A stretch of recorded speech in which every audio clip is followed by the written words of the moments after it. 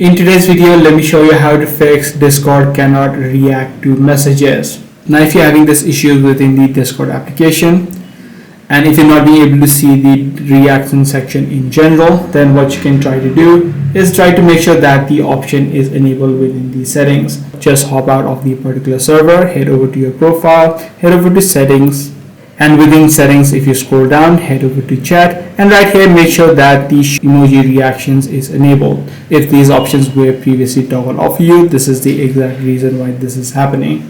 Now, if this is not the case for you, then you'll also need to ensure or check is if you are blocked. If you are blocked within a particular channel or a server, you would not be able to add in any sort of reactions.